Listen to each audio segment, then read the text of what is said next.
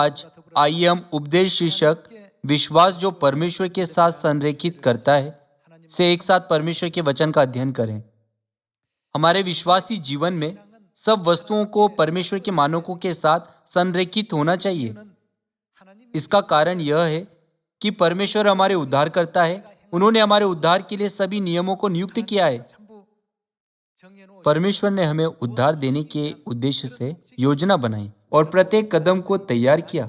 इसलिए हम तब तक कुछ नहीं प्राप्त कर सकते जब तक हम परमेश्वर की इच्छा के अनुसार ना जिए। सभी लोगों, मान लीजिए कि आप अपने स्मार्टफोन को इंटरनेट से जोड़ना चाहते हैं, तब आपको किस प्रकार के उपकरण की आवश्यकता होगी? इंटरनेट का उपयोग करने के लिए सभी उपकरणों को सही स्थान पर होना चाहिए। केवल तभी आप इंटरनेट का उपयोग अपनी इच्छा अनुसार कर सकेंगे। यही बात परमेश्वर के उद्धार के कार्य में भी लागू होती है। परमेश्वर ने हमारे उद्धार के लिए सभी आवश्यकताओं को तैयार किया है, इसलिए हमें उन शर्तों के अनुसार जीना चाहिए। हमारे शब्द, कार्य, विश्वास, प्रार्थना और अध्ययन यदि स्वयं को परमेश्वर के द्वारा निर्धारित की गई आवश्यकता के अनुरूप संरेखित ना करें, तो क्या हम जो चाहते हैं उसे प्राप्त कर सकते हैं? हमें यह सोचना चाहिए, क्या मेरा विश्वासी जीवन उस दिशा के अनुरूप संरेखित है जिस दिशा में परमेश्वर चाहते हैं कि मैं जाऊं? हमें इस मामले के बारे में कम से कम एक बार सोचना चाहिए। आइए हम मत्ती अध्याय 9 आयत 12 पढ़ें। यह सुनकर यीशु ने उनसे कहा, वेद भले चंगों के लिए नहीं परंतु बीमारों के लिए आवश्यक है। इसलिए तुम जाकर इसका अर्थ सीख लो। मैं बलिदान नहीं परंतु दया चाहता हूं, क्योंकि मैं धर्मियों को नहीं परंतु पापियों को बुलाने आया हूं।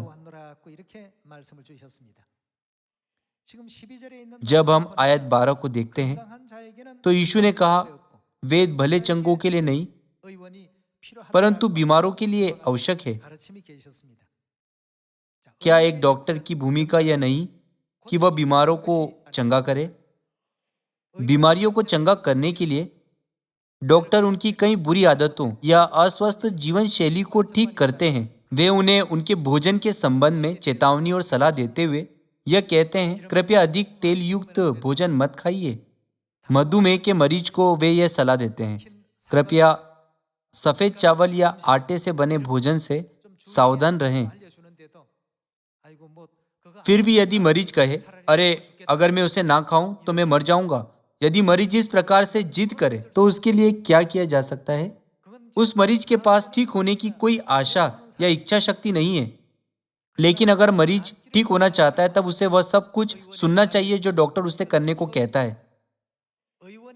अपनी पसंद या नापसंद की परवाह किए बिना उसे वह खाना चाहिए जो डॉक्टर उसे खाने को कहता है, और उसे वह नहीं खाना चाहिए जो डॉक्टर उसे खाने को मना करता है, भले ही वह उसका पसंदीदा भोजन हो।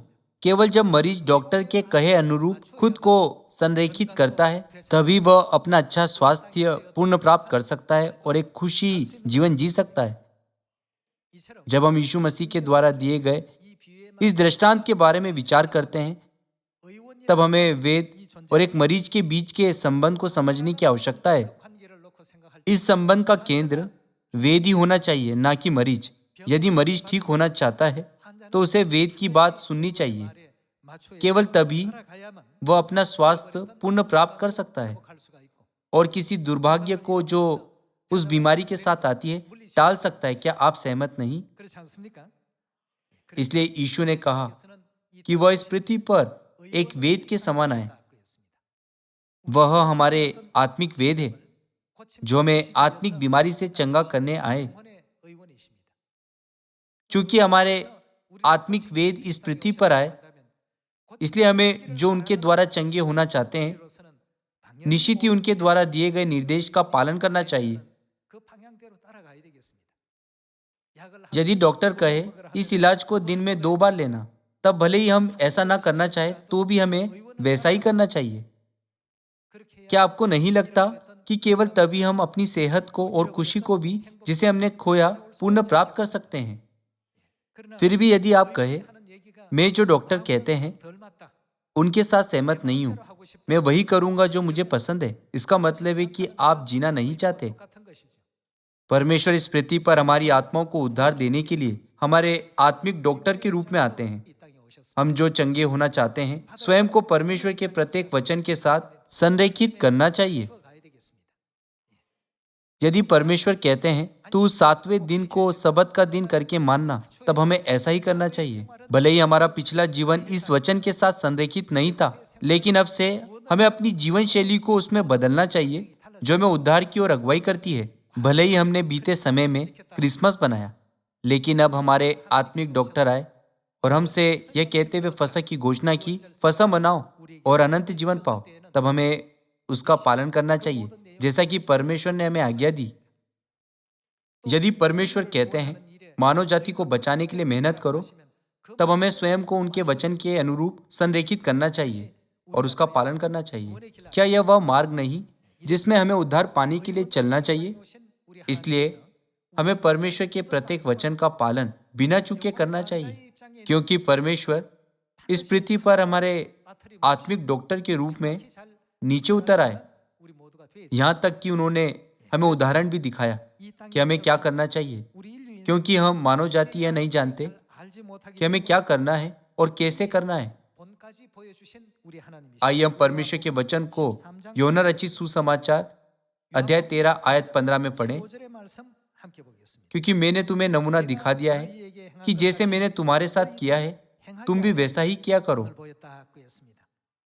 हम जो आत्मिक रूप से बीमार हैं, नहीं जानते कि क्या करना है, इसलिए परमेश्वर ने स्वयं हमें उदाहरण दिखाया, यह ऐसा करो और वह वैसा करो। उन्होंने सबत के दिन, फसह के दिन मनाने का, भोर की प्रार्थना करने, प्रचार करने और बाकी सब कुछ का पालन करने का उदाहरण दिखाया। उन्होंने दूसरों को भी जो मुश्किलों में है प्रेम करने का उदाहरण दिखाया, क्योंकि मैंने तुम्हें नमूना दिखा दिया है कि जैसे मैंने तुम्हारे साथ किया है, तुम भी वैसा ही किया करो। इस प्रकार मसीह ने हमारे अनुसरण के लिए उत्तम नमूना दिखाया।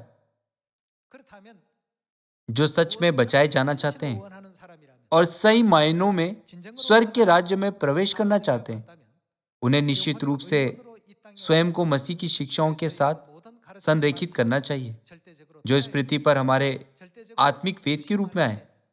इसके साथ मैं आज का उपदेश समाप्त करना चाहूंगा। आपका बहुत धन्यवाद।